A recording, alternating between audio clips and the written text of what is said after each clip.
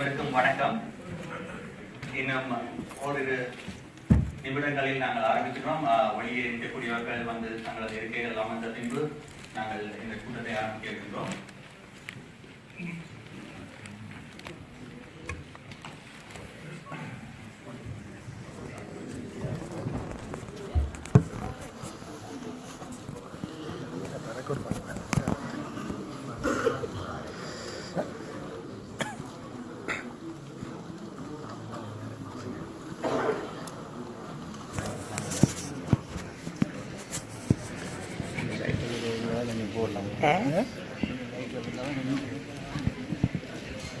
Live போடுறீங்களோ இது கொண்டா நான் அதில் வச்சு போயிட்டேன் மறந்துடா போய்க்க தந்துடு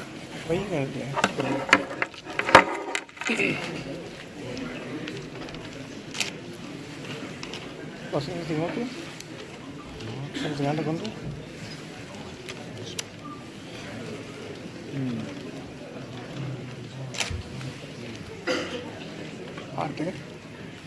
பாட்டு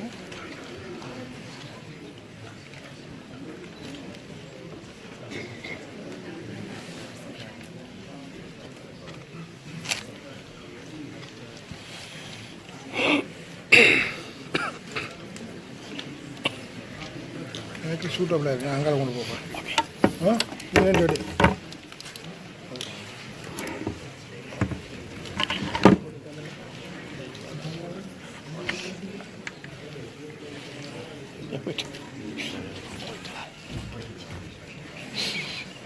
அனைவருக்கும் வணக்கம்.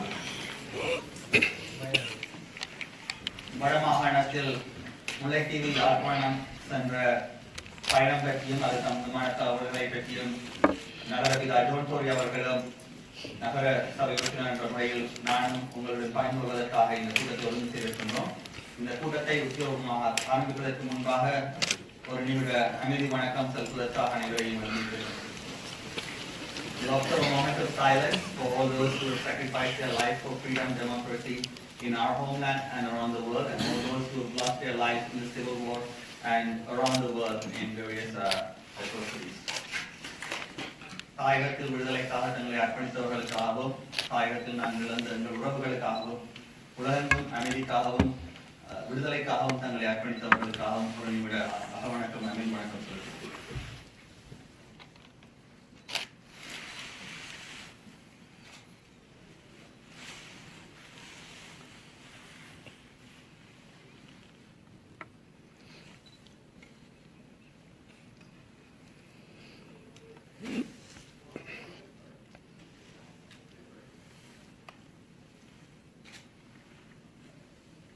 Thank you. நன்றி. நிறைய செய்வோம்.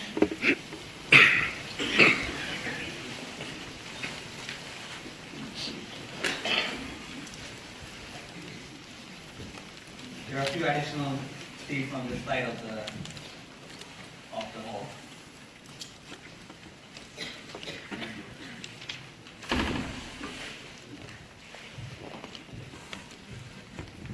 So I want to begin by thanking everyone for coming today. Many of you had very short notice in terms of this event. So thank you for making the time and getting here on a Friday evening. The format is going to be very simple. We have a presentation from our mayor who headed the trip, and he will be taking us through his experience visiting Mullaitivu, Mullaitivu and Jaffna. He also will be talking to us a bit about what his vision is with respect to what we can achieve through the Jaffna Toronto MOU that was signed. After that, I will be able to say my reflection as well as what the mayor had presented in Tamil, so that we can have both languages covered. And I'll also be able to articulate what I hope we can do together with the historic sign of the Memorandum of Understanding between Jaffna and Toronto. Then we would have the councillor who accompanied us in the trip. He's also heading our Economic Development Committee at the City of Toronto, Councillor Michael Thompson, and he would share his experience and his remarks after I speak. And then we are going to open up to you for brief comments, questions, for about 25-30 minutes. So I'm hoping that we can get as many people to make the comments. So keep your comments or questions brief. So the mayor and I and Councillor Thompson can answer any of the questions you have. If you want to ask questions, if you want to make comments or remarks, please make those brief remarks as well. And I'll be moderating that and making sure that we can get a few comments within that half an hour time. So I'll probably encourage you in the time to make it brief. And then we would have some informal time to chat with the mayor, but we want to have all those people who are interested in working in the MOU, the fields that are identified in the MOU, to stay back afterwards, to gather here, to break into those 4 categories of work that we want to do, so that you can sign up and be involved in moving forward. So there is definitely a way for you to continue to engage in this process. So at this point of time, I would like to welcome our mayor, Toronto's mayor, who has done a phenomenal job in keeping what he said during this election platform, that he would do he would take the necessary steps to strengthen the relationship between Jaffna and Toronto, between the homeland of the towns and here, to support and help. And he made sure that we went there and went to North. And he made sure that we went to North and paid respect for those lives that were lost during the war.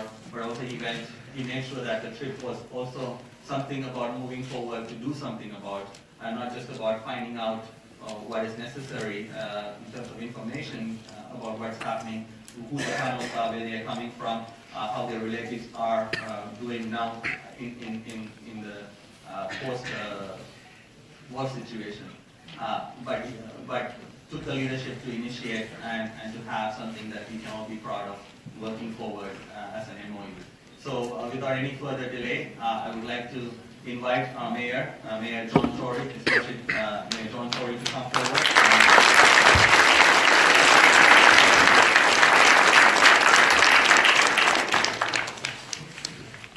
Welcome, ladies and gentlemen. I'm so happy to be here. And I just want to say at the outset, first of all, I want to say that Nathan was correct in saying that when I was seeking the office of mayor, I had a lot of discussions with people in the Tamil community and trying to learn about some of their thoughts on the war and the aftermath of the war in Sri Lanka. And they also were kind enough to put me in touch with some of the people in the northern province so I could get an insight from some of them. And they told me at that time that having an agreement with Jaffna would help to indicate a commitment of interest, determination, to try to be helpful to strengthen the bonds that of course exist between our community here and Jaffna. And so that was at the root of what caused me to want to make this. As you will know, when I went to Sri Lanka 10 years ago, I wasn't allowed to go to the north at that time. It was in a state of war. And both the Canadian government and the Sri Lankan government advised me not to go because it wasn't safe. And so I didn't. I went to the country and I went to Colombo and parts of the south. And I'm so glad that we made this trip. And I'll tell you, I'm glad as well. I'm very glad, of course, that I was accompanied by my colleague, Councillor Michael Thompson. Michael works so hard for this city to attract jobs and investment to the city. And I've had the privilege of traveling with him to China and on a number of other occasions, and he represents the city very well, including on trips that I'm not on, because he's really the city's principal ambassador on economic matters, and I was very pleased to travel with him again. But we were both extremely pleased, and if you want to talk about good timing, we were extremely pleased at the fact that just weeks before we took the trip, Nathan Chan became the first Tamil Canadian member of Toronto City Council. You can be proud of that. I'm sure he's proud of that accomplishment. But I can tell you, I was very proud. And he will tell you that everywhere we went, in India and in Sri Lanka, I was proud of this city to be able to say that this wonderful community that I've got to know so well over the years had sent its first member to the Toronto City Council. And I think the people in both India and Sri Lanka were impressed by that, as they should be. And of course, he conducted himself, as you'd expect, in a way that spoke very well of the city and of this community. So, having said that I would try to pursue a memorandum of understanding and would visit Sri Lanka, We planned the trip, and we planned it with the objective of doing just that. We went to India, and I'll just briefly mention what we were trying to do there, as we try to do on all of these trips, is to strengthen ties and to show respect for the community, the huge community of people that have come to Canada and to Toronto from, whether it's India or Sri Lanka, but also to try and attract jobs and investment here. In India, we focus a lot on the film industry. Of course, as you know, they have a huge film industry that produces thousands of feature films every year.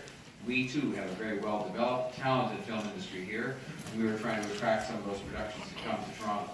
We also talk to a lot of people in the technology business, where things are advancing very rapidly in India, and we want to make sure that those people feel comfortable coming to invest in Toronto, and that we can perhaps sell some of our goods and services and share some of our expertise with them. In Sri Lanka, we had a similar mission with respect to identifying ways in which we can take what is an incredible amount of investment that is going on in the country. And I think those of you who have been will know what I'm talking about, but it's concentrated almost exclusively in Colombo. And what you don't see when you go to the north, and I'm going to talk about that in a moment, is an equitable sharing of that kind of opportunity. It's clear that in the post-war period, people have decided they can renew their confidence in Sri Lanka as a country, and I understand why, because it's a very intelligent, hardworking, well-educated people, enterprising people. We've seen that here. I've talked many times. You should know, I talk all over the city, no matter where I am, about the Tamil Canadian Chamber of Commerce, for example, and the incredible enterprise that is honored there every year, and I think the dinner's coming up in a couple of weeks. But it is the greatest example I've seen of people who come to this country in many cases with nothing, and fleeing, unbelievable circumstances that I perhaps know more about now that I've been to the country to the north in the post-war period, but have built businesses here that are not only employing themselves and their own families and others, but are employing hundreds of fellow Canadians. It's a great success story that I'm proud to talk about inside and outside the country, and it was one of the reasons I will tell you, this community and my experience with it, and my relationship with it, and my respect and affection for it. And some of you may have heard me talking about this and say that when I came out so quickly to say we should show leadership with respect to Syrian refugees, I cited specifically the great and successful example of the Tamil people that came to Canada and were great, successful, and contributing citizens. So, we made the visit, and I will be honest with you in saying that one of the things that's most important about this evening is Nathan's invitation he just extended to you, which I'm going to extend as well, to get involved in helping us make the Memorandum of Understanding more than a piece of paper. Because in the areas that I'll just mention briefly, I'm not going to go on at too great a length, in the areas that I'll just mention briefly, we have the expertise here. We have the expertise inside the Tamil Canadian community in Toronto, and outside of that community in the rest of Toronto. And I know that we can go and make the case to our fellow Torontonians who are not Tamil in background that this is a place where we should be helping and where we can help to make a difference in the lives of people, in producing for them economic opportunity and social justice. And so I'm saying to you now that one of the things that will bring that piece of paper to life is the help that you can offer to work with us in partnership and with the federal and provincial governments and others, the universities, the schools, the businesses, to bring life to that agreement. And it's only going to happen with your help. Now, I'd like to just tell you what I observed, and I hope that some of you will have had a chance to read a piece that I wrote for the Toronto Star about the visit. I had to write it in English because I don't speak or write Tamil, obviously. Maybe Nathan can teach me now that he's down at the City Council. But I want you to know that I knew from before it was a beautiful country. I knew from before my previous visit there, we were a year after the tsunami, and I was there to look at some of the relief efforts that were being made by Canadians to help rebuild that part of the country. But what I hadn't had personal exposure to was the North, the issues in the North in the aftermath of the war.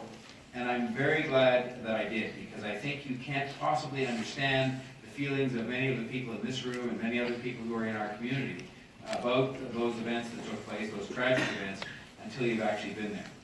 And I'll just trace through kind of what I said in the Star article, because I think it's important that I can repeat it here in person in front of you. You notice, and we were so warmly greeted by the Chief Minister of the Northern Province, who I had met when he was here in Toronto. And if you want to talk about a fine, upstanding man, a man who had his career laterally in the judiciary, so he's a balanced man, but he has strong opinions, obviously, about what's happened in the north to the Tamil people. But he expresses himself in a way that is very balanced and very thoughtful. And I learned a lot just riding with him in the car and being with him for the better part of that day. And as we drove around together, the first thing you notice, because you can't help but to notice it, is the extraordinary presence of the military. I mean, if I said in a Toronto way of putting it that almost in every block there seemed to be a sign indicating the entrance to a military base, that would be an exaggeration because the geography is different. But in the countryside, as you went along every few minutes, there'd be another sign indicating a military base. And what he helped to educate me on, as did Nathan, is the fact that, of course, a lot of that military presence is on land that was previously owned by the Tamil people. And that land was taken from them. And I understood, because I saw it, that when you have not only the festering sore of land that's been taken from you and held by somebody else, it doesn't matter who else is holding it, it was your land that was taken from you. Not only is there that festering sore, but there is, as a result of that land being taken and turned into military bases, what I described in my article in the Star as a suffocating presence of the military that is there. If we ever in any, I mean, I said that it was unlike the military presence that I had ever seen in any democratic country, even ones that are quite militarized. And that has a harmful effect in two respects, as you know. Number one, that people still feel a great sense of grievance about the land that was taken from them. In many cases, this has taken away one of the few things they may have owned, and it's taken away, in some cases, livelihood of people who are pursuing their lives in the agriculture business. But the other thing is that the continuing military presence, even though I'm told that they often don't come out of the base, sometimes early in the morning, but they don't come off the bases, is something that is going to cause anxiety to people and leave a sense of unfinished business and still a sense of grievance in the aftermath of the war. And so I think there's going to have to be substantially more progress made on that. There have been some tiny steps taken to return what amount to very tiny amounts of land relative to the total amount that was taken. And there's going to have to be substantially more progress on that if we're going to heal the wounds that happened before and during the war itself. The second thing, and this was by far for me, I will tell you, the most moving part of the experience that I had on that day in the north, was to meet some of the mothers of the boys that have not been seen, since in some cases they were seen boarding ships and so on during the latter stages of the war. And I understand, because I'm a father and because I'm a grandfather, how those women, and it was the moms who were there, how those women feel. Because I don't think any of us would disagree with the fact that you can suffer losses in your family, but when it comes to your children, there's not the expectation that anything bad is going to happen to your children before you perhaps come to the end of your own life. And these women were raw with their emotion. They were holding the pictures of their sons, who were fine-looking boys that looked very young. They looked 18, 19, 20 years old. And they didn't know what had happened to their sons. In many cases, they'd seen them getting on boats to be taken off somewhere and didn't know where they'd been taken or what had happened to them. And again, it was brought to my attention, and I was educated while I was there, that there have been reports written, which is a small first step. But the reports that have been written about the missing people, most of them those young people, not entirely, but most of them, have never been made public. So the moms still don't know.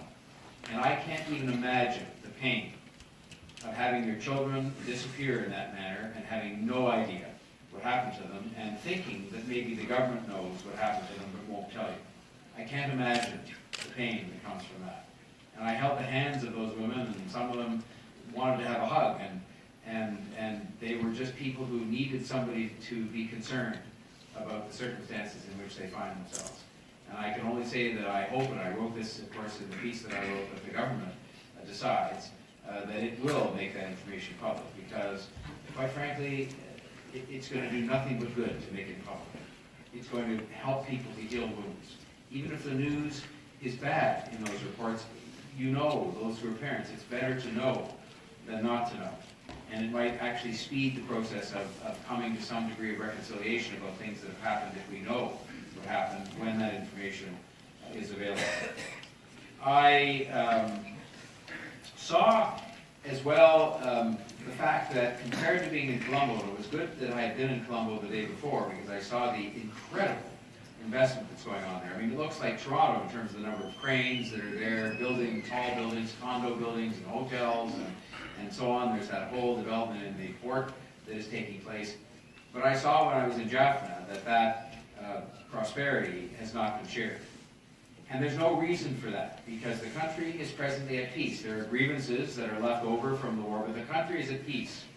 And there are every bit as many smart people in the north who are able to take on responsibility to either build these buildings, or work inside these buildings, or otherwise create jobs and economic activity. And part of what we have to do is I think we have to show some leadership in trying to help make that happen, which is part of the purpose of the Memorandum of Understanding. But we also have to continue to make sure the government understands that we think that, again, a part of reconciliation, a part of treating the Tamil population properly and respectfully is going to be to make sure that the economic benefits of that kind of investment into the country are shared in the country on an equitable basis.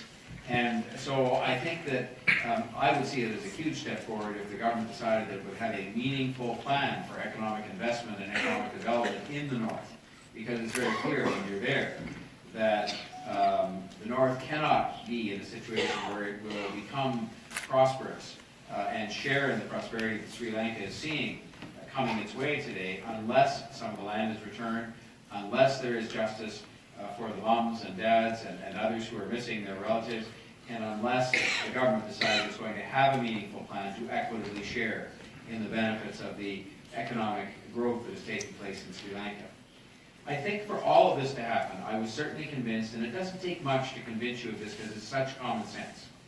Just as we're having a discussion here in Toronto, right now, there's been a report that's just come out in the last couple of days that talks about how important we believe it is in this society that when things are complained of, when it comes to our police, that there be an independent body that examines those complaints so that people can be confident that no stone will be left unturned and that the results of those investigations will be objective and will be in the best interest of all concerned and fair.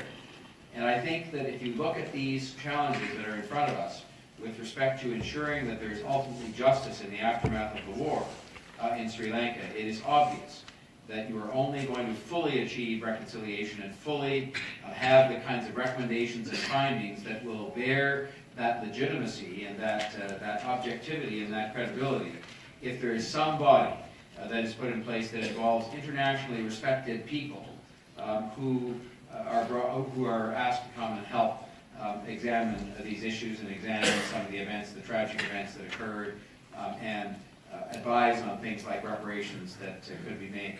And so I think that is another step that I understand sometimes why people who might be afraid of some of the recommendations that would come from somebody independent like that would be reluctant to move forward on that. But I think if they want to heal the country, it is my observation that it is going to be necessary, given everything I heard and that I saw, for such a group of people or even a single individual to be given a significant responsibility.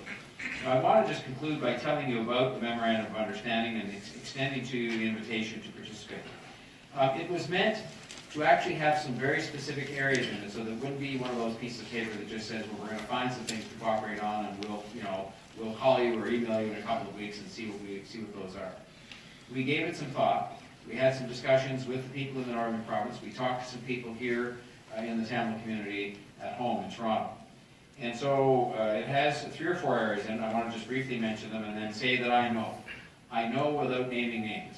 There are people here in this community, in the Tamil community, but also in the community at large in Toronto, that are hugely able to help to make this a living document that actually provides real progress and real moving forward for the Tamil people in the Northern Province and in Jaffna in particular. The first is good governance, and by that it doesn't just mean the way we govern ourselves, although I think we could probably be of some assistance there, but it talks about some of the basic services that we provide here. And I think you'd agree that we provide them fairly well. I'm not trying to pat the city government on the back, but I'm just saying I think when you turn the water on in the morning in your home, if you live in Toronto, you know that we've taken great care to do that and to have a system that works well and that is safe. The same with the treatment of sewage. And these are very basic things, but very important things to having a city that functions well and in a 21st century way. And we know from what the Chief Minister and some of the Jaffna officials told us, there are some real challenges that exist in that city in terms of delivering these things that we would take for granted, as you know. in this country. But we have the expertise here to say we've done it, and we continue to do it, and we want to help. And we discussed that specifically with the Chief Minister and with the officials from the Jaffna government. The second, education. This is not all a one-way street. There are educational institutions of excellence in Sri Lanka, and the unfortunate part as yet, and I was talking, I tell you, to the President of Ryerson the day before yesterday, and I said to him, you should be the first to move, because they're all over India, Ryerson and U of T and York and Seneca, they're all in India, Centennial, but there's nobody that's really made a bold move to go and say, I want to be the first to establish a meaningful relationship with the Sri Lankan educational institutions. And I think we can help there too, obviously. And it's a two-way street. We can benefit from those relationships. And I want to see more students coming to study here from Sri Lanka, but also Canadian students going to study in Sri Lanka so that we can strengthen those bonds that exist.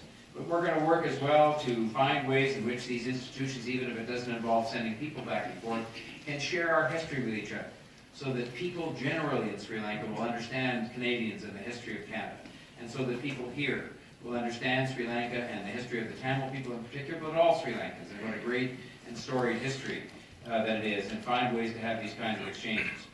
We singled out, although it could be part of education, the library, because I came to understand, when I heard the story from the Chief Minister and from Ethan and others, the historical significance and the magnificence of that library building that was itself destroyed during the war.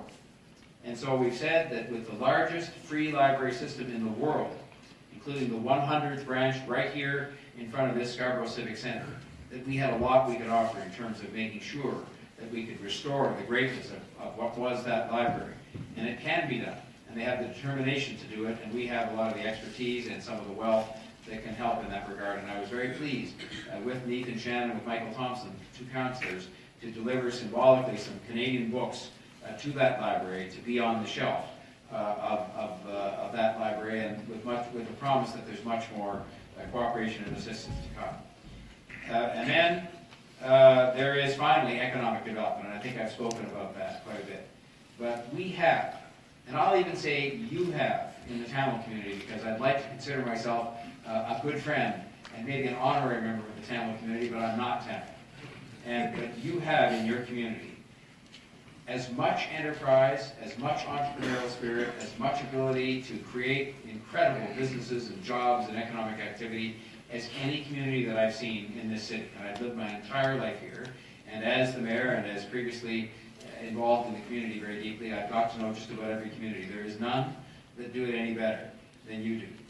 And I know that there has been some hesitation about investing, because what you don't want to be seen to be saying is that we're satisfied that all of the past issues have been resolved and so forth. And I understand that.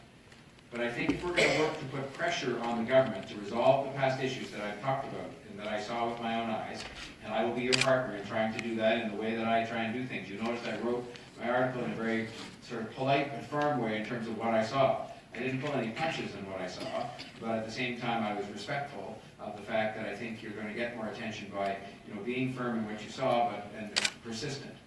But I think at the same time it's going to help if we actually strengthen the people in the North by helping them with economic development and finding ways we can make sure they get their fair share of the benefits of investment that's taking place in Sri Lanka. But when Ethan comes up and invites you to come forward and hopefully volunteer, it doesn't matter which of the areas, library, economic development, good governance, and so on, that you get involved in. I hope you'll get involved in one. But I do think, I'm one of those who believes, and I believe it at home as much as I believe it as it applies to Sri Lanka and to the Northern Province. All of our ability to create social justice for people starts with a job. If people are employed and their children are employed, then they're going to be better able to provide for their own families, and they're going to be able to contribute to the well-being of the government and pay taxes. You can't pay taxes on money you don't earn. You can't pay taxes if you don't have a job. You can't contribute to the well-being of your community financially in any event if you don't have a job. And so I think a lot of the recovery of the North is going to come from measures that bring justice on some of these other issues that I talked about. But it's going to come from making sure that people there have the full benefit of the economic renaissance that I saw happening in Sri Lanka. And we can help to make that happen through pressure, but also through applying the expertise that we have with the particular interest that we have in the well-being of the people in the Northern Province. And so I just want you to know in conclusion, and I'm sure I've spoken way longer, Heath's probably got a hook out there behind me. I want to get back there anyway because I've always wanted to be the mayor of Scarborough. And I sit in the chair of the mayor of Scarborough. I mean, I kind of am the mayor of Scarborough because I'm the only mayor people in Scarborough have, but I actually get to sit in that chair and it's pretty good. And I'm looking forward to hearing his remarks and Michael Thompson's. But I just want you to know what a privilege it was for me to be in that country again, the country of Sri Lanka, the beautiful country of Sri Lanka. I want you to know what a privilege it was this time, a privilege for me, and an education for me to go to the north and better understand where most of you came from. And to better understand, frankly, why many of you came, why many of you had to come. And I thank God that you came here because you enriched our country in ways that I can't even begin to describe, so many different ways, politically through the people that have made it to Parliament like Gary, the people that have made it to the City Council like Nathan and others, socially, economically, culturally. I hope you hear that I talk about what good parents you are in other parts of the community and hold you out as an example in terms of the way that you see that your children don't just get the day-to-day education Monday to Friday, but are all involved in some kind of extra course. This is an example that I can tell you is a proud example to the rest of the entire population of Toronto. I love them all, but you set a really good example on that. And I just want you to know that I was proud to go there representing you, but also representing all of the people of Toronto there. And that's why it was so important the article that I wrote appeared in the Toronto Star. Because it's just as important that people who live in the city who are not Tamil understand what happened. And that somebody who himself is not Tamil and who is their mayor saw it and came back and reported on what he saw and what it's going to take to bring justice to the thank you very much for your attention and for the wonderful relationship that I feel I have with you, which I'll look forward to continuing in the future. And I will now sit down, and even though I hear Nathan speaking Tamil, and I try to learn because I'm never sure even when he's talking about me that he's not saying it. But I hope he's saying things. Not all the time. We're not going to agree every day, but that's politics. But I'm looking forward to hearing his remarks and Councillor Thompson's, and I thank you very much for coming here tonight.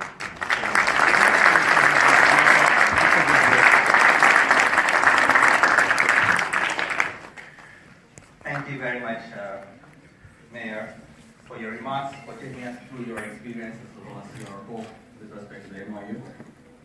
Fortunately or unfortunately, my remarks are going to be in Tamil. And so I am going to reflect on some of my observations and experiences, plus also the vision that we have put forward to the MOU. எல்லோருக்கும் வணக்கம். இந்தியாவுக்கு ஆன ஒரு வணிக ரீதியான தொடர்பாகத்தான் 10 நாட்களுக்கு இந்த பயணம் ஒழுங்கு செய்யப்பட்டுள்ளது. அதில் இந்தியா வரை செல்கின்ற பொழுது அங்காலே தாயகத்துக்கு சென்று தமிழ் மக்களுக்கான அந்த மரியாதையை கொடுக்கும் நிமித்தமும் அந்த புரிந்துணர்வு ஒப்பந்தத்தை கைச்சாத்திடுவதற்காக ஒரு நாள் ஒதுக்கப்பட்டு தாயகத்துக்கு சென்றிருந்தோம். அவை அந்த ஒரு வணிகத்துக்கான பயணத்தில் ஒரு நாள் அங்கு தாயகத்தின் வடபகுதிக்கு செல்லக்கூடியதாக இருந்தது. ஒரு வகையில் ஒரு நாளில் பல விடயங்கள் செய்திருந்தாலும் ஒரு நாள் என்பது அதற்குரிய கட்டுப்பாடுகள் உங்களுக்கு தெரியும். பல விடயங்களை பார்க்க முடியாமல் பேச முடியாமல் இருந்தாலும் நாங்கள் அதற்காகத்தான் யாழ்ப்பாணத்துக்கு நேரே செல்லாமல் கிளிநொச்சிக்கு சென்றோம். கிளிநொச்சியிலிருந்து முதலமைச்சருடன் வந்த சக அமைச்சர்கள் அவர்களோடு வந்த சிலருடன் பயணத்தை மேற்கொண்டுள்ளோம். அதற்கு செல்வதற்கு முன்பாக நான் 2 விடயங்களை செய்ய வேண்டும். ஒன்று, இங்கே வந்திருக்கக்கூடிய மற்ற தமிழ் அரசியல் பிரமுகர்களை ஒரு முறை அவர்களை அறிமுகப்படுத்தி அவர்களுக்கு அங்கீகாரத்தை கொடுக்கணும். முதலில் councillor Logan சனபதி from Markham.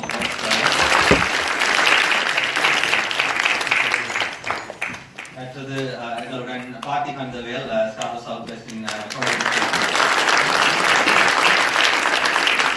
Zari ஆனந்த சங்கரி அவர்கள் வருவதாக இருந்தது. அவர் வருகின்ற விமானம் சற்று தாமதமானதால் இன்னும் வந்து சேர முடியவில்லை. ஆனால் அவரது காரியாலயத்திலிருந்து ஸ்டாஃப்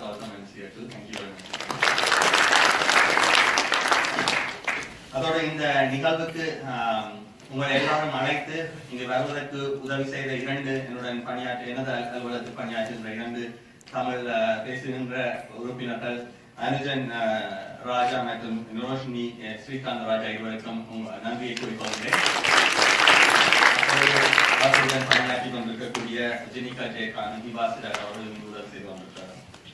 இந்த கிளிநொச்சியிலிருந்து ஆரம்பித்த அந்த பயணம் முள்ளிவாய்க்காலில் சென்று முதலில் அந்த நமது மண்ணில் நமக்காக போராடியவர்கள் நமது மண்ணில் இறுதி கட்டத்தில் ஒரு குறுகிய பகுதிக்கு நான் நினைக்கிறேன் ஒரு சாக்கர் விளையாடக்கூடிய இடமோ அல்லது கிரிக்கெட் விளையாடக்கூடிய இடத்தை விட மிகவும் சிறிய அந்த பகுதிக்குள்ளே பல ஆயிரக்கணக்கான மக்கள் இறுதியிலே ஒன்றாக்கப்பட்டு பல ஆயிரக்கணக்கான மக்களை நாங்கள் அந்த கட்டத்திலே இழந்திருந்தோம். அந்த பகுதிக்கு சென்று அந்த பகுதியிலே தற்காலிகமாக நிறுவப்பட்டிருக்கக்கூடிய ஒரு நினைவு தீர்மானிக்கக்கூடிய ஒன்று இருந்தது. அங்கு சென்று மலர் வளையம் வைத்து மேயர் அவர்களும் முதலமைச்சரும் மலர் வளையம் வைத்து அவர்களுக்குரிய மரியாதையை செலுத்துவதோடு நாங்களும் மலர் தூவி மரியாதை செலுத்தினோம். அதற்கு பின்பு ஒரு சுடரேற்றி அதற்குரிய அந்த நினைவாலயத்திற்குரிய மரியாதையை செலுத்தக்கூடியதாக இருந்தது. மிகவும் உணர்வுபூர்வமாக இருந்தது. ஒரு புலம்பெயர்ந்த தமிழனாக பல ஆண்டு காலங்களுக்கு மொழிவாய்ப்பால் என்பது ஒரு மிக முக்கியமான ஒரு இடமாக வரலாறு பதியப்பட்டிருந்தது. இனப்படுகொலை உச்சி கட்டத்தில் இருக்கக்கூடிய ஒரு இடமாக பார்க்கப்பட்டிருந்தது. அதே நேரத்தில் நமது விடுதலை போராட்டத்திற்குரிய அந்த நாங்கள் பார்த்த விடயங்கள் கேட்ட விடயங்கள் எல்லாம் ஒரு மையப்படுத்தப்பட்ட ஒரு குவியப்படுத்தப்பட்ட ஒரு இடமாக நாங்கள் பேசிக்கொள்ளக்கூடிய ஒரு இடமாக இருந்தது. ஆனால் அங்கு செல்கின்ற பொழுது அந்த இடத்தில் கால் வைக்கும் பொழுதே ஒரு பதட்டம், அதற்குள் உயிர்கள் இருக்கின்றன என்ற பதட்டம் இருந்தது எனக்கு. அங்கு சென்று பார்க்கின்ற பொழுது அங்கே சில துணிகள், உடுப்பு துணிகள் இருந்தன, காலணிகள் சிலவற்றை பார்க்கக்கூடிய அந்த விளையாட்டு பொருட்கள் போல தென்படக்கூடிய விடயங்கள் எல்லாம் இன்னும் அங்கே கிடைக்கக்கூடியதாக இருந்தது. அந்த இடத்துக்கு ஒழுங்குகள் மூலமாக சென்றுதான் அங்கு அதை முதலமைச்சர் அவர்கள் ஒழுங்கு மூலமாக சென்று செய்யக்கூடியதாக இருந்தது. நான் நினைக்கிறேன் ஒரு விடயம் நான் போய் அந்த அஞ்சலி செலுத்துவது என்பது ஒரு புலம்பெயர்ந்த தமிழனாக எனக்கு இருக்கக்கூடிய கடமையாக எனக்கு கிடைத்த பாக்கியமாக நான் பார்க்கின்றேன். ஆனால் ஜோன் டோரியா அவர்கள் செய்வது ஒரு வரலாற்று ரீதியாக எங்களுக்கு ஒரு முக்கியத்துவமாக I was just saying that the fact that I got to do my pay respect to the people who have died and only Waikal is the duty. It's actually a humbling ability for me to fulfill one of my duties as a Tamil Canadian in the diaspora. But the fact that you were able to do that is of historic significance for the Tamil community.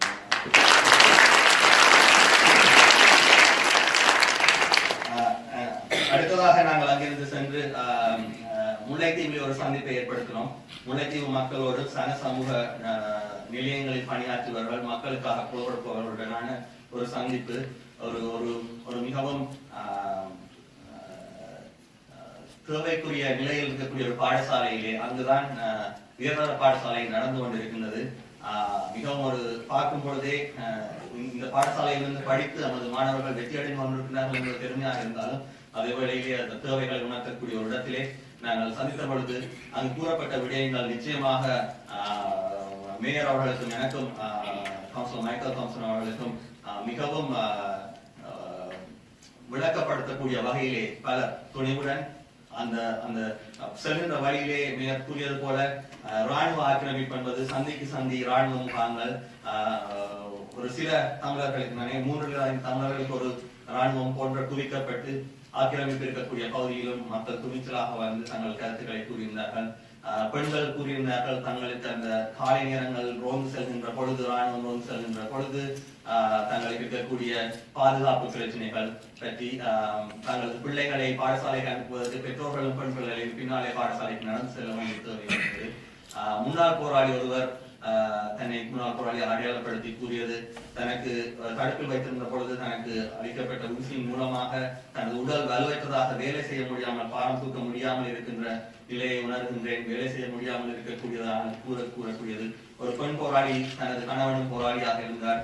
தங்களை 2 பக்கங்களாக பிரச்சனை, ஒன்று தமிழ் சமூகத்தில் தாங்கள் அணுக முடியாமல் அவர்களுக்குரிய அச்சுறுத்தினால் அவர்களும் ஏற்றுக்கொள்ளாத நிலை, ராணுவத்தின் அச்சுறுத்தல் இடையிலே அவர்கள் படுகின்ற கஷ்டங்கள் போன்றவை, மீனவர்கள் படுகின்ற கஷ்டங்கள், தங்களுக்கு அதிகமான தடைகள் போடப்படுகின்றது. ஆனால் தெற்கிலிருந்து வர அதே பகுதியில் வந்து மீனவர்கள் வந்து பல்வேறு விதமான நவீன யுக்திகளை பாவித்து மீன்பிடித்து செல்கின்றார்கள் என்ற விடயங்கள் எல்லாம் பொருளாதார ரீதியாக வேலை வாய்ப்பு முல்லைத்தீவிலே மிக மிக குறைவாக இருக்கின்றது. கிட்டத்தட்ட 50% வேலை பார்க்கக்கூடிய ஒரு வேலை இல்லாமல் இருக்கின்றார்கள் என்ற விடயம் என்று பல்வேறு விதமான கஷ்டங்களை பாடசாலை இருக்கக்கூடிய சூழலை முல்லைத்தீவு மக்கள் கூறியிருந்தார்கள். முல்லைத்தீவு மக்கள் சிலர் இங்கிருந்து செல்கின்ற பொழுது நேர யாழ்ப்பாணத்துக்கு போய்விட்டு பல மற்ற பகுதியில் இருக்கக்கூடிய மக்களின் கஷ்டங்களை பார்க்காமலே வந்துவிட்டு அங்கே இருக்கக்கூடிய தாயக பகுதியை பிரதிநிதித்துவப்படுத்துகின்ற வகையிலே பேசுகின்றவர்களுக்கு இது நிச்சயமாக சென்றடைய வேண்டிய செல்கின்ற பொழுது காணாமல் ஆக்கப்பட்டவர்களை சந்திக்கின்ற பொழுது மேயர் அவர்கள் கூறியது போல உணர்வுபூர்வமாக மொழிபெயர்ப்பே தேவையில்லை என்ற அளவிற்கு மக்கள் அவருடன் மேயருடன் பேசி தங்கள் கருத்துக்களை தங்களது சிலர் பார்த்திருக்கின்றார்கள். அவர்களது பிள்ளைகள் ராணுவத்தின் கட்டுப்பாட்டில் இருந்தது. சிலர் ராணுவத்திடம் தங்கள் பிள்ளைகளை கணவனை ஒப்படைத்திருக்கின்றார்கள். சிலர் கப்பலில் ஏற்றி சென்றதை பார்த்திருக்கின்றார்கள் என்று பல்வேறு விதமாக தங்களுக்குள்ளே அந்த சாட்சியை வைத்துக் கொண்டு தேடுகின்றார்கள். பல ஆண்டுகள் கடந்து விட்டாலும் நம்பிக்கையில் அவர்கள் தற்செயலாக இருந்தால் அவர்களை போராட்டம் மூலமாக காப்பாற்ற நம்பிக்கையோடு போராடி கொண்டிருக்கக்கூடிய அந்த தாயுள்ளங்கள், அதில் பெண்கள், ஆண்கள் என்று பல்வேறு விதமான வயதுடையவர்கள் கூட காணாமல் போயிருக்கிற சந்தர்ப்பத்தை பார்க்கக்கூடிய அந்த போராட்டம் மிகவும் ஒரு முக்கியமான ஒரு திருப்பு முனையாக மேயர் அவர்களின் மனதிலும் ஆழமாக போய் அவர்கள் எழுதிய கட்டுரையில் நீங்கள் அதை பார்க்கக்கூடியதாக இருக்கும். அந்த போராட்டத்தை இன்னும் அதை செய்து கொண்டிருக்கக்கூடிய பெற்றோர் சிலர் என்றாலும் அந்த போராட்டத்தை வீடுகளிலே போராடி கொண்டு மனதோடு போராடி கொண்டிருக்கக்கூடிய பெற்றோர்கள் காணாமல் ஆக்கப்பட்டவர்களின் பெற்றோர்கள் மிக முக்கியமான ஒரு போராட்டமாக தொடர்ந்து கொண்டிருக்கின்றது. இன்று கூட ஒருவர் இங்கு வந்திருக்கின்றார். அவர் தனது பிரச்சனையை கூறியிருந்தார். தனது உறவினர் ஒருவர் காணாமல் போயினும் இது ஒரு முக்கியமான ஒரு விடயமாக கேப்பக்குளவு பகுதி மூலமாக மிக ராணுவ ஆக்கிரமிப்பு இருந்ததால் அங்கு சென்று இறங்க முடியவில்லை. ஆனால் நாங்கள் பார்க்கக்கூடியதாக இருந்தது. அங்கும் மக்கள் போராடி கொண்டிருக்கிறார்கள். தங்களது நிலத்தை கொடுத்தால் தாங்களே முழுமையாக நிர்ணயிக்கக்கூடிய வகையிலே செல்ஃப் சஃபிஷியன்ட் செய்யக்கூடிய வகையிலே இருக்கும் பொழுது வேறு இடங்களிலே விலைவாசிகளை கஷ்டப்பட்டு கொண்டிருக்கக்கூடிய தங்கள் நிலையை பற்றி பேசியிருந்தார்கள். இவையனைத்தையும் தாண்டி இதில் ஒன்றை நான் சொல்ல வேண்டும். நானும் மேயரும் முதலமைச்சரும் ஒரே வாகனத்தில் தான் சென்று கொண்டிருந்தோம். முழுமையாக ஒரு விடயம் தெளிவாக நான் பல விடயங்களை சொல்ல வேண்டிய தேவையே இருக்கவில்லை. என்னை பொறுத்தவரையிலே உணர்வுபூர்வமாகவும் அறிவுபூர்வமாக உண்மைகளையும் வலியுறுத்தக்கூடிய வகையிலே மேயருக்கு இந்த விடயங்களை சொல்லி எடுப்பதற்கு முதலமைச்சரை போல வேறொருவர் இருந்திருப்பார்கள் என்பது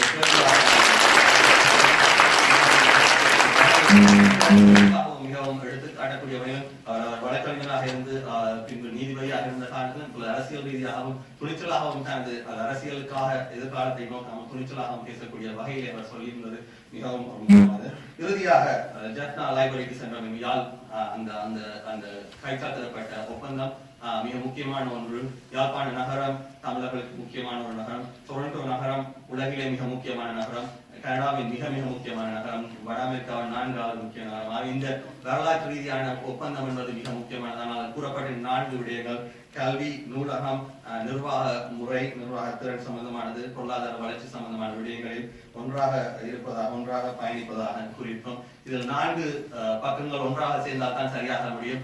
ஒன்று, தாயகத்தில் இருப்பவர்கள், முதலமைச்சர் மட்டுமல்ல, நிர்வாகிகள், தாயகத்தில் இருக்கக்கூடிய ஸ்டேக் ஹோல்டர்ஸ், பங்காளிகள், அவர்களுக்கு அந்த வில்லிங்னஸ் இருக்க வேண்டும். அவர்கள் முதலில் அதற்கு ஏற்றுக்கொள்ளக்கூடிய வகையிலே ஒரு முடிவு அது இருக்கின்றது நம்புகிறேன். இன்னொன்று, நகரபிதா ஜோன் டோரி, மைக்கேல் தாம்சன் அவர்கள் போல நானும் 2வது பக்கமாக பார்க்கிறோம். எங்களது பணி 2வது பணி.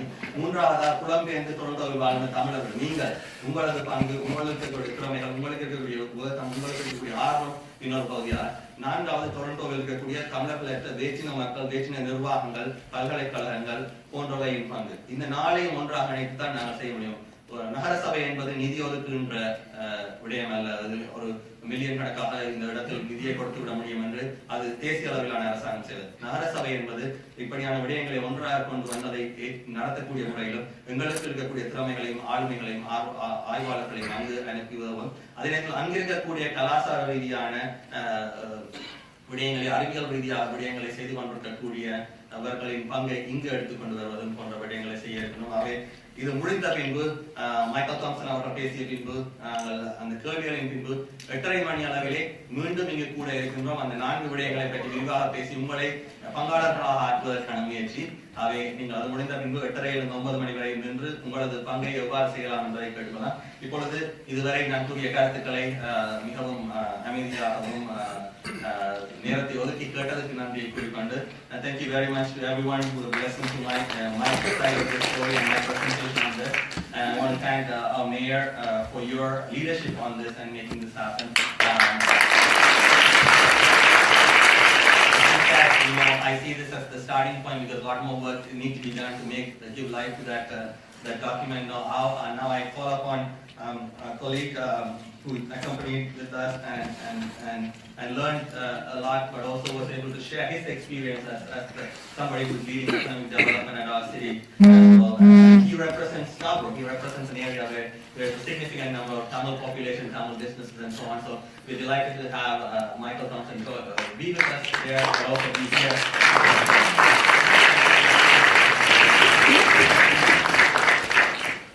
Vanakkam. Thank you very much, Nathan. And good evening, ladies and gentlemen. It's my privilege, actually, to be here with you and to offer my perspective on my visit to Sri Lanka, and particularly to the north of Jaffna.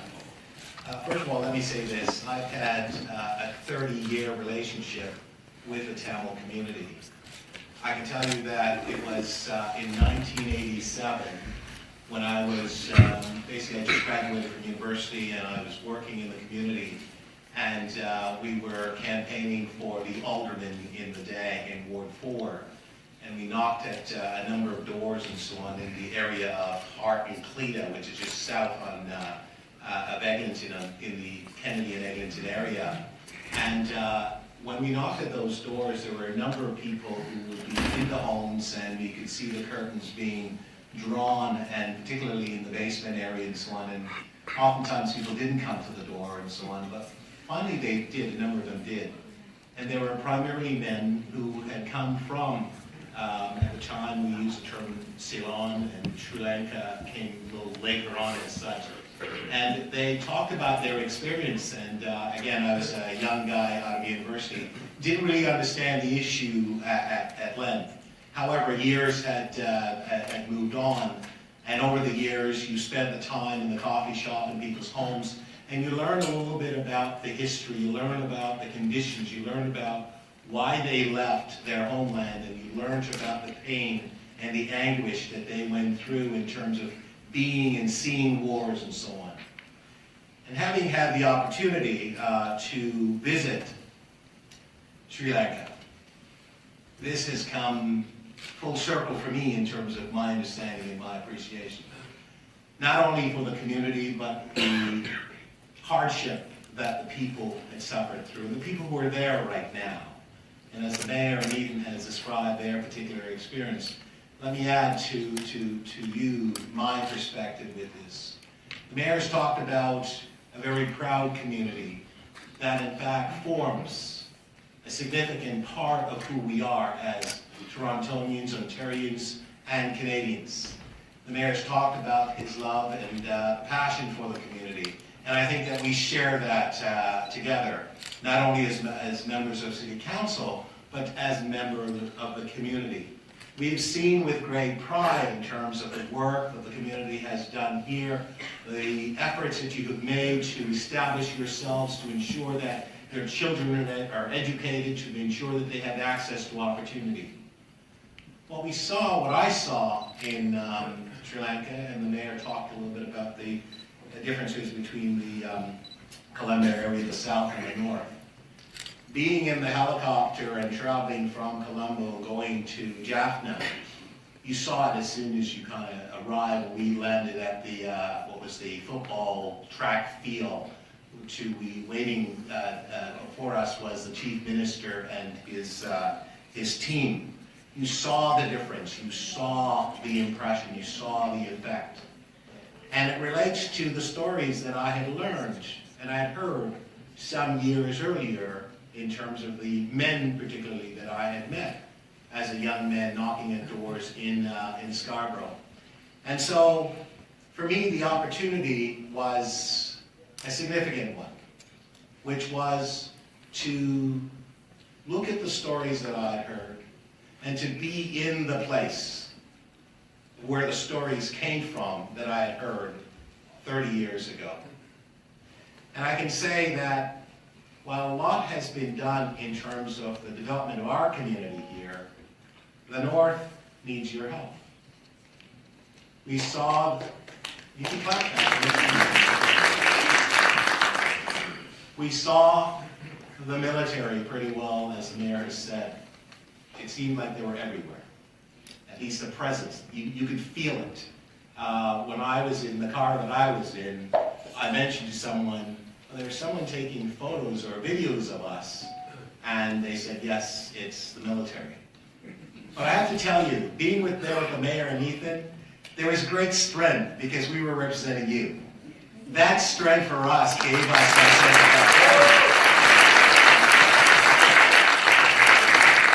of there wasn't a moment of fear. There isn't a moment of, we can't do this. There was every ounce of energy and focus on the mayor's leadership and Ethan and myself.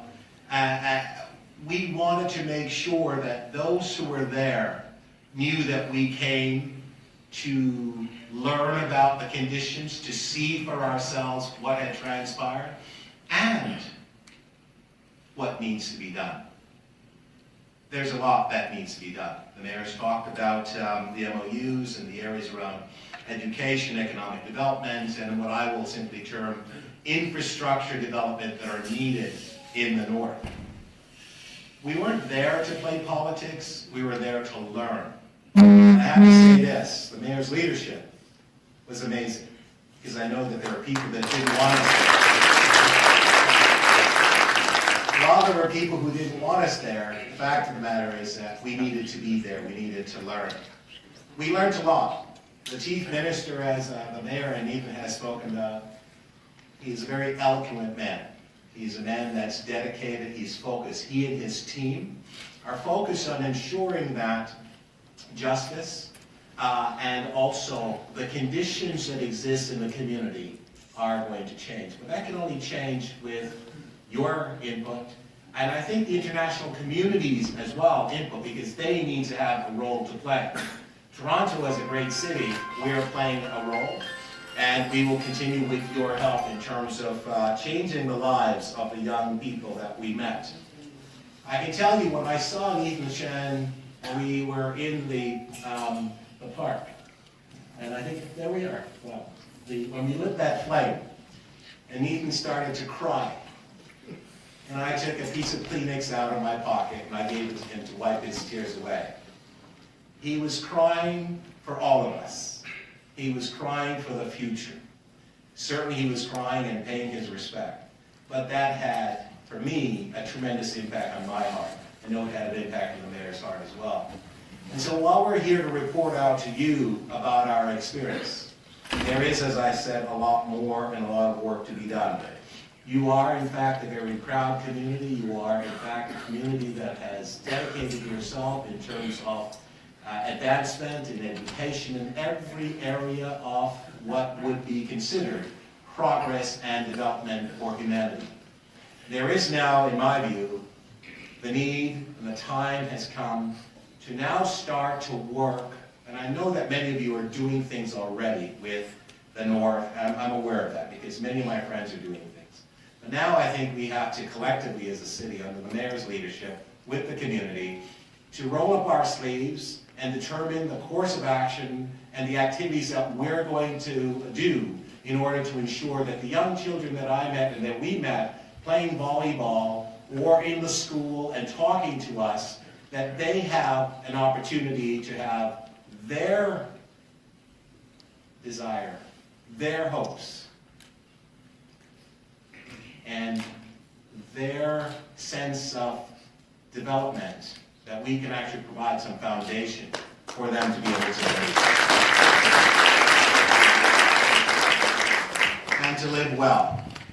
I want to tell you what was, there were many moving pieces for me in this trip. One for me that was extremely powerful was the first area that we went where the mothers were under cover. And they were holding the photos of their children who were lost. And when the mayor got out of the car, along with the chief minister, and walked over, and the mothers all came to our mayor and started to cry and holding those pictures up, I can tell you that you would have to be non-human to not having been moved with respect to their concern and their desire just to know what has happened to their children. So for me, that gave me that additional impetus to say, I want to make sure I work with those who are interested in working to ensure that justice and truth will come forward so that these mothers will have an opportunity to have some degree of closure. That is essential. We have an obligation to help them.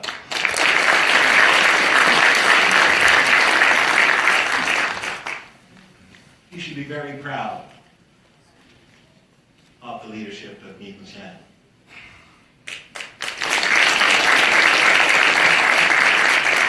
It was very timely and very fortunate that he was elected.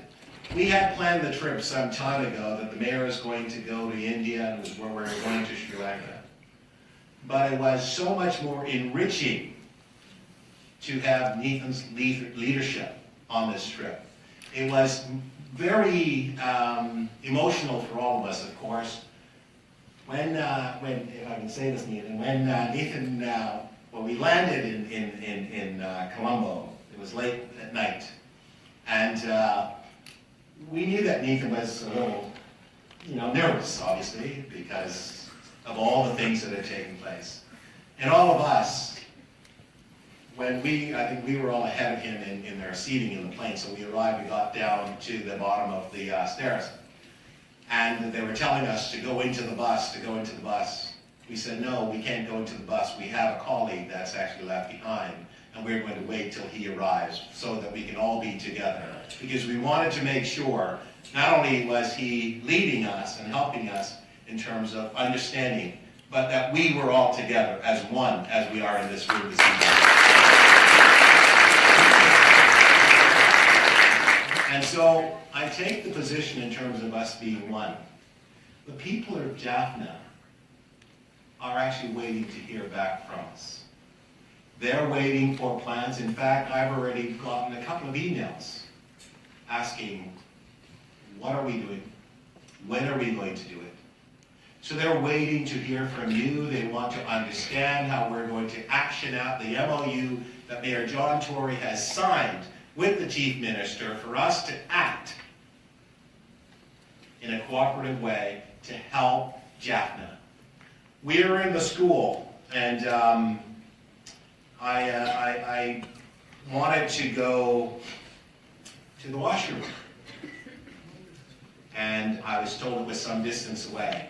And when I arrived there, the condition that it was in fact appalling. Appalling. That those young students who are trying to learn are having to face those kind of conditions. And yet we see the military with their mighty equipment and their fancy garb and so on, but yet those young students are suffering. Ladies and gentlemen, it's up to you to make sure that we make some changes to advance the opportunity for all of these things. And so I'm quite energized because, as I said, I've had a long history with the community, 30 years now. The community is a proud one.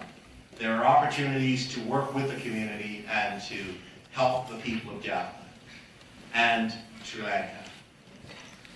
This can only be done with your cooperation. I don't think we can wait simply for Mayor Toryya or Nathan or myself to do anything. It has to come from you. So I want to just reiterate that the mayor was well intended on ensuring that an MOU is signed with Jaffna, and that there is a series of things that we'd like to do. On the economic development piece, there are so many things that I think we could do to help the North, to create opportunities so that everyone can be better off. I don't know about the politics of how we get the national government to understand that there's a real need to ensure that the community as a whole gets the type of information and have the ability to have those mothers who are standing out on a daily basis with pictures of their children to have some closure. But what I do know is that we have an obligation to help those people that are there. And so for each and every one of you, I look forward to working with you in collaboration with the mayor and my colleague, Nathan Chan. So thank you very much, ladies and gentlemen.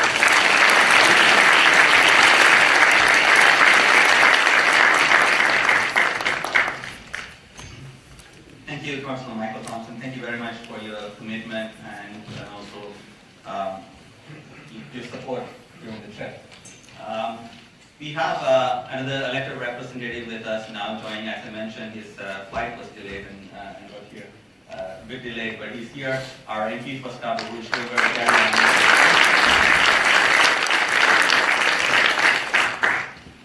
we have Fatima to join us in the front. We're going to open up for your comments and questions, and we have about half an hour, and so I want to ask folks to keep your comments or questions brief. We will have a lot more time to talk about this because this is not done. It's actually only starting. But before that, I want to open up if any of the elected representatives want to quickly, take a minute to say anything.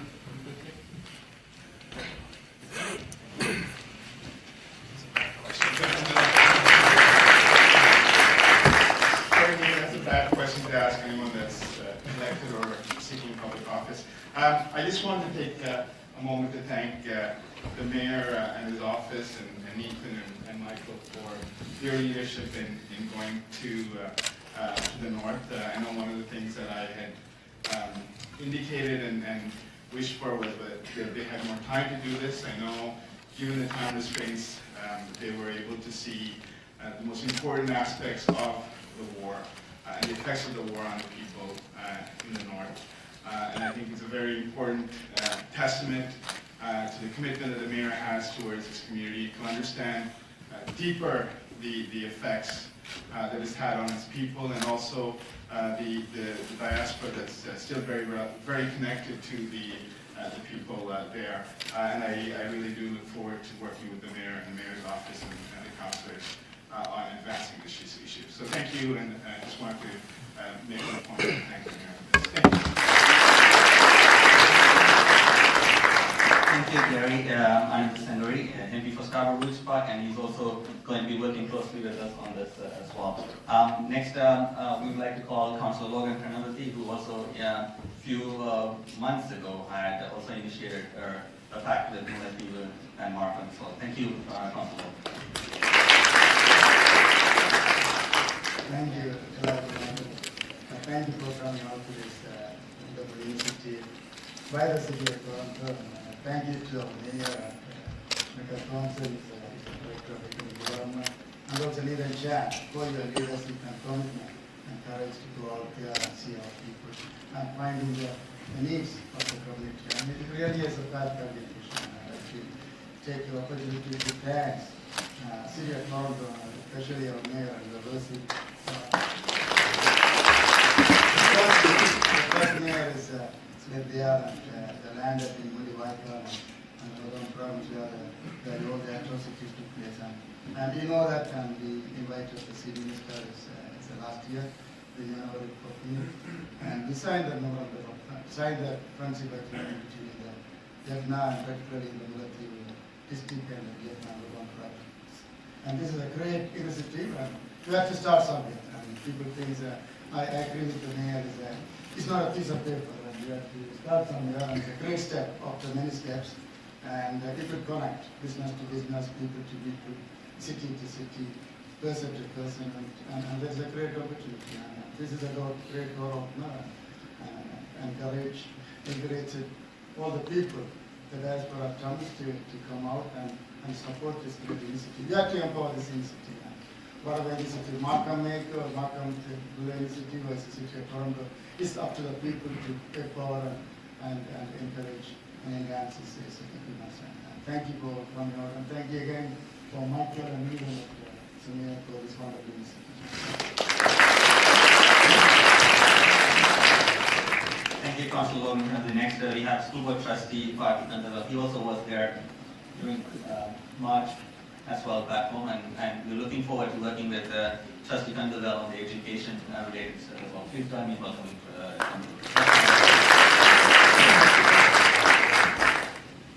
Good evening, everyone. First of all, thank you to Mayor Tory and for councillors Ethan Chan and Michael Thompson for putting this trip together. I think it heartened all of us in the Toronto community to see this historic agreement and the opportunity to serve and help our people back home. And as we all know, for those of us who have people back home or visited and seen how deep the devastation and how deep the problems run. And as Ethan mentioned, I spent 2 weeks there in March as well. I had the opportunity to go to Trinco, Sambur, Kilinochi, Jaffna, Mannar, and see and speak with people from all walks of life. And the one message, experience I had with the people is, though politics plays a role and has a role, a lot of the people are looking for development. They're looking for support for their immediate and long-term futures, and that's the role we in the diaspora should play. The role of politics and political leaders has a place, but we should go beyond that discussion and how we can support agreements like this, and going forward, how we can contribute. So that was the experience I had. I'd like to thank the city to move this forward. And our end of the Toronto District School Board, we're looking to send teachers of Tamil heritage this summer, and to continue forward in future years to provide training, capacity building, and knowledge transfer with the York Region District School Board as well. So that's what we're looking to do. Thank you very much.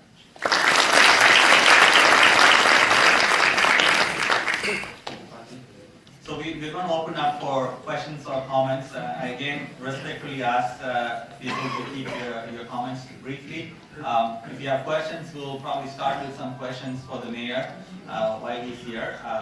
And if anybody wishes to speak in Tamil and wants to be translated, I can do that as well. But if you're able to ask it in English, that's also welcome. Okay. If you can ask from there, that's okay.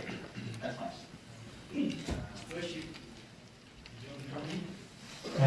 Michael Thompson, Honorable Michael Thompson, Honorable Leader, very Honorable Lady, and so I thought we were very much grateful for your visit to Jaffna.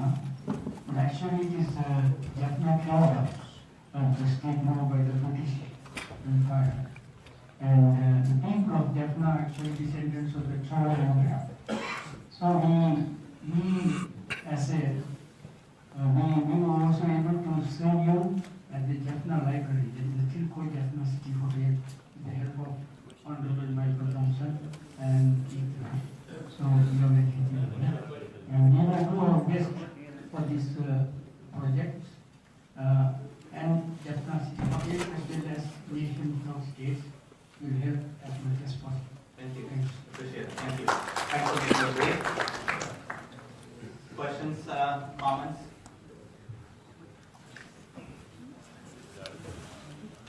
My name is Farah Mulano. Sorry. Right. I'll get the mic when there. I'm just going to go to him and then I'll come to you again. Sorry. Make it, please keep it brief. Yeah. Thank you. For the love of words, I'm not prepared to lose my case. Therefore, I want to be very brief in what I want to say. And there's nothing for me to be brief. The mayor have uttered everything that what we have to say, what is in our heart. We are eternally grateful. The rich and flexible English language doesn't come to my rescue to how to be. Thank you, sir. We are deeply moved by what you said. A few points that you have touched on, sir. 10 years ago, you said you have visited Sri Lanka, but you were not allowed to go to the north. But use the word Sri Lanka is a beautiful country. Nobody denies it. But the people's behavior is decent.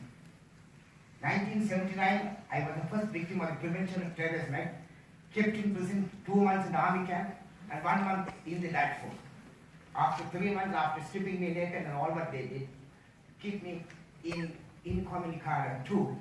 Later, after 3 months, they said all evidence shows that you are not a tiger, you are not a terrorist, but you are adamant on the issue of freedom. I said, to be adamant on the issue of freedom, is it a sin? They put a smile and said, oh, you can go back after 3 months. But others suffered more than what I suffered. Now again, you have put it beautifully. Every couple of miles there is a military base. We are not saying anything more than what was necessary. Far in excess of what you would expect to see even in a highly militarized democratic country. When you ask, you are told, you have asked some questions. You are told that most of these bases are located on land, forcibly taken, not freely given, taken from Tamil citizens and taken together. They represent the military presence of one soldier. All can forget all what he has said. One soldier for every citizen. That means army of occupation in our own, not traditional homeland, historic homeland.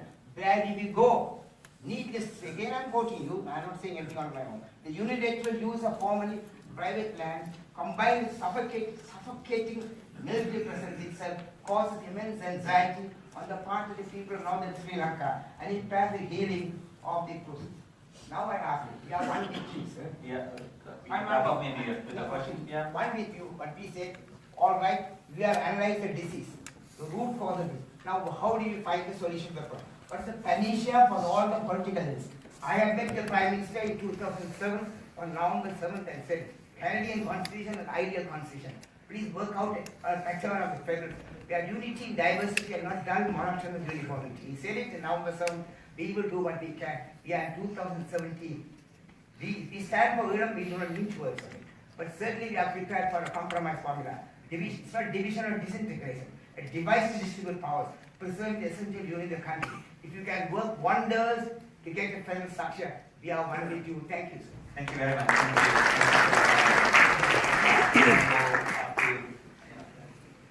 I think you have a very strong voice. Yeah, I don't need it. My name is Perambalam. First of all, I would like to say thank you, my mayor and the group. So my concern is, so here you saw the small white post, you remember the lost one in Mullivaka. But here we have more than 300,000 our people are living here in Toronto, and we are paying more than billions of dollars as property tax. So we want to have a May 18 memorial in Toronto. So why don't you help us to build a memorial, Mullivaka memorial? Thank you very much.